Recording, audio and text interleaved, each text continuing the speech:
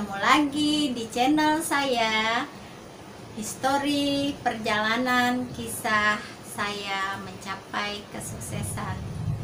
Sekarang kita lanjutkan part 3 atau bagian ketiga tentang cerita saya sebelumnya.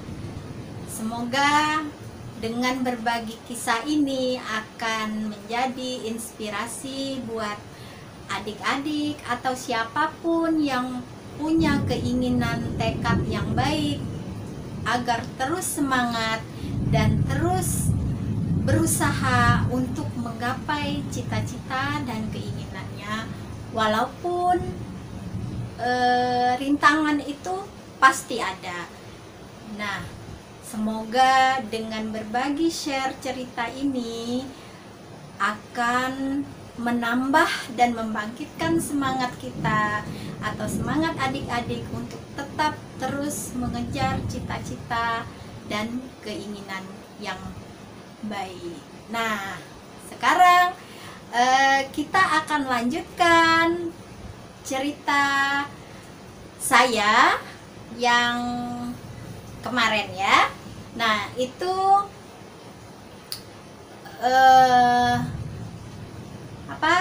waktu saya selesai interview ya. Nah, itu kan saya udah pulang tuh ke rumah ya. Temen saya nanyain gimana hasilnya. Saya pikir ya udahlah, saya juga udah pasrah. Ya menurut cerita saya kemarin kan, yang lainnya komplit ditanyain, terus keluar mereka nyaranin bikin paspor, kumpulin pas foto, padahal saya sama sekali tidak dibilangin begitu gitu. Dan pertanyaan yang ke saya pun saya pikir nggak ada pertanyaan ya, cuma nanyain gitu aja.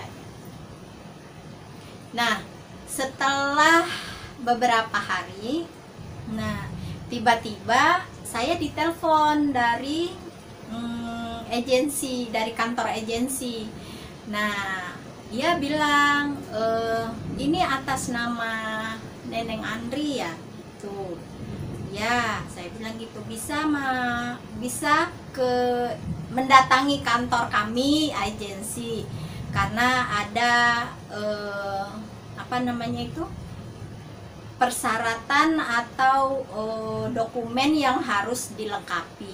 Nah, saya terus bingung, ini gimana, kenapa saya dipanggil, padahal memang sih saya nggak ke kantor-kantor agensi karena saya nggak ada waktu ya. Jadi untuk melihat pengumuman pun, karena ternyata katanya setelah itu sama mereka itu ditempelkan gitu loh pengumumannya, siapa yang lolos gitu. Nah, akhirnya setelah pulang kerja saya mampir ke sana. Saya menemuin salah satu staf agensi tersebut. Saya bilang, ya Pak, saya tadi dipanggil ke kantor, katanya untuk melengkapi dokumen. Saya bilang, dokumen apa? Saya bilang gitu. Oh, jadi dia bilang, lihat dulu itunya atas nama siapa. Jadi dicek kan, kemarin hasil interviewnya udah tahu katanya. Saya bilang saya belum melihat gitu karena emang saya nggak ada waktu ya. Dia bilang terus dicek namanya siapa. Saya bilang Anda lulus tes interview. Nah, gantian saya yang bengong ya. Oh, lulus Pak, saya bilang gitu ya, kayak nada kayak orang nggak berdosa. Saya bilang saya lulus Pak. Lah, bapaknya itu nanya balik ke saya, lah ngerasa lulus nggak? Lah saya kan belum lihat pengumuman. Akhirnya dia bilang, ya udah, biar meyakinkan kamu lihat dulu sana pengumuman. Akhirnya saya lihat, oh iya ya, alhamdulillah kok nama saya ada di situ. Saya bilang gitu ya. Akhirnya, nah setelah itu saya balik lagi, ya Pak, nama saya ada. Nah, kalau udah ada berarti Anda sudah lulus tes tulisan dan tes interview. Nah, habis itu Anda harus melengkapi dokumen-dokumen, karena tidak lama lagi, maksudnya itu secepatnya visa untuk terbang ke luar negeri itu sudah mau dikirim katanya. Nah, sementara saya bingung nih, mereka kan nyuruh ngurus paspor. Saya pikir, aduh, saya ini aslinya di Riau, Pak, karena katanya paspor sesuai dengan ini kita, ini ya, tempat kita tinggal. Terus saya bilang, aduh, saya di Riau, Pak, tinggalnya kan ini. Dia bilang kalau bisa urus ya paspornya gitu. Nah, saya bingung lagi. Saya mengikuti tes ini tanpa direncanakan. Sementara saya punya tugas dinas di rumah sakit sama klinik. Nah, akhirnya bingung lah tuh. Mau pulang ke Riau, paling nggak ngurus paspor kan nggak bisa dalam jangka secepat itu ya. Akhirnya saya minta ke teman saya yang di rumah sakit dan klinik untuk mendobel atau shiftnya saya dilakuin double sama teman saya dengan janji saya nanti balik saya ganti gitu. Jadi saya ngambil libur selama 2 hari. Selama 2 hari saya ngatur siasat gimana nih, karena nggak mungkin rumah sakit ngizinin saya dalam keadaan mendadak harus minta cuti, sementara saya juga belum dapat ini jatuh tempo untuk cuti kan. Nah, akhirnya saya bingung juga. Akhirnya bilang ya udah, saya minta teman dobelin dinas saya, nanti saya ganti. Nah, pas saat itu saya nelpon orang tua. Saya bilang, pertama itu saya nelpon, yang angkat mama saya. Saya bilang, "Ma, saya mau pulang." "Lah, kenapa kamu mendadak mau pulang?" Nanti deh sampai sana saya ceritain." Nah, orang tua saya udah ketakutan. "Emang kamu ada masalah apa?" Enggak ada masalah apa-apa." Saya bilang, "Saya ada yang mau saya urus. Saya harus ngurus paspor." Nah, orang tua saya bingung lagi ya, paspor buat apaan? Kan orang kalau punya paspor, emang kamu mau pergi kemana? Dia bilang, "Kamu kan," setahu mereka kan saya emang kerja ya di rumah sakit itu, di rumah sakit Islam itu saya memang kerja, dan saya udah istilahnya nggak pernah lah yang namanya cerita ke orang tua saya punya keinginan untuk keluar negeri, itu enggak. Akhirnya orang tua saya juga penasaran. Saya nggak sempat cerita banyak. Saya bilang nanti kalau udah sampai di rumah saya cerita. Ya udah, akhirnya saya ngebut. Saya apa yang ada waktu saat itu udah saya ngambil tiket pesawat pulang. Nah, sampai di rumah baru saya ceritain semua ke orang tua saya. Semuanya dari pertama saya ceritain. Nah, karena mendengar saya ini akan berangkat ke daerah Timur Tengah, ya biasa ya, pikiran kita orang Indonesia itu kalau udah berangkat ke Timur Tengah tuh, aduh, udahlah, kayak bakalan gimana gitu ya. Tapi saya meyakinkan ke orang tua, saya kerja sebagai perawat, bahkan bukan bekerja di rumah tangga gitu.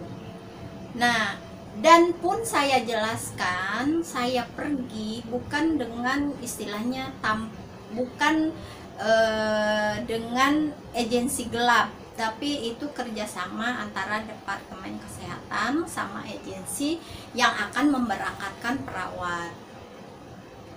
Nah, setelah saya jelaskan kepada orang tua, alhamdulillah mereka mengerti. Bahkan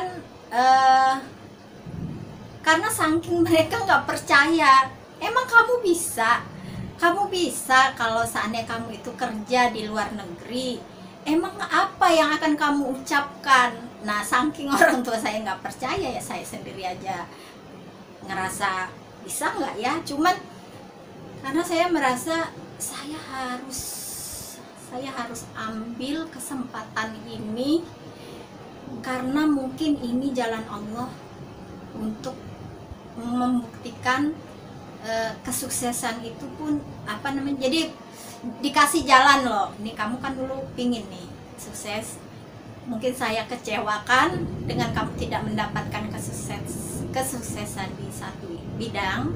Saya buka jalan kesuksesan kamu di jalan lain dengan istilahnya keikhlasan kita menjalanin tadi ya, maksudnya udah ikhlas nerimo lah ya, mungkin ini jalan hidup saya gitu. Nah, sampai orang tua saya itu apa namanya ya, sebenarnya mereka nggak percaya aja, nanti kamu kalau kerja di luar negeri emang kamu mau pakai bahasa apa, apalagi kamu itu kerjanya di daerah Timur Tengah, di Dubai, yang belum pernah sama sekali pun apa namanya nggak kebayang di mata mereka gitu. Sampai waktu pengurusan paspor ya, orang tua saya pasti kan ini ya, namanya kota kecil, pasti kan orang tua saya nanya ke temennya kayak gini ya, jadi tersebar lah, namanya kota kecil. Waduh, anak kamu mau ke luar negeri gitu ya? Iya katanya gitu. Kok bisa pak gitu lah. Bapak saya jawab, ya saya juga nggak tahu, orang emang dia katanya udah memang tinggal mempersiapkan paspor. Saya pikir udahlah, mungkin mereka belum percaya karena saya masih ada di situ ya, masih belum berangkat gitu. Akhirnya singkat cerita udah selesai. Saya ngejar waktu, saking saya ngejar waktunya, kan saya minta izin cuma 2 hari tuh, 2 hari. Saking waktu itu saya ingat waktu mau pulang, apa namanya, pulang dari Jakarta ke ini kan, saya udah tuh uang saya yang gaji saya tuh udah habis beli tiket ya, tuh nggak pernahnya saya naik pesawat. Waktu itu saya naik pesawat, pas mau balik lagi saya bilang ke orang tua saya cuman minta izin 2 hari untuk membuat paspor ini. Alhamdulillah waktu itu nggak terlalu bisa gitu cepet ya. Dan apa namanya, saya bilang saya udah nggak pegang uang, karena uang saya udah saya pakai untuk beli tiket dari Jakarta ke Pekanbaru. Nah waktu itu saya inget sampai ibu saya itu, nah itulah ya, flashback itu yang membuat saya maksudnya itu Masya Allah banget, pengorbanan orang tua. Makanya saya pikir waktu saya sukses, walau saya ganti 10 kali lipat pun itu lebih berharga di saat saya memang membutuhkan. Itu pas saya bilang, Ma, Pa, saya cuman ngambil izin 2 hari dan gak ada yang tahu saya pulang ke Riau. Saya pulang ke Sungai Apit untuk mengurus paspor. Jadi sebisa mungkin dalam jangka 2 hari saya udah balik lagi ke Jakarta. Terus saya ingat ibu saya itu apa namanya, sampai menjual cincin, menjual emasnya hanya untuk saya bisa dapat tiket untuk bisa menepati janji saya. Hari kedua saya udah ada di Jakarta. Nah ya, singkat cerita, saya merasa apa namanya, benar-benar apa namanya, pengorbanan orang tua itu ya nggak bisa kita, ya maksudnya walaupun setelah saya sukses, saya merasa ya udah, kata mama saya, udah jual aja nih Cik Emas. Beli langsung tiket ya, beli tiket, saya balik. Di dalam hati saya berjanji, insya Allah emas itu akan saya bales, saya bayar atau saya balikin dengan hitungan puluhan kali lipat. Itu niat di hati saya ya.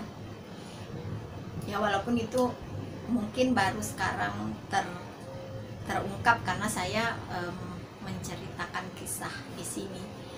Tapi waktu itu ya saya hanya berkata di dalam hati gitu ya.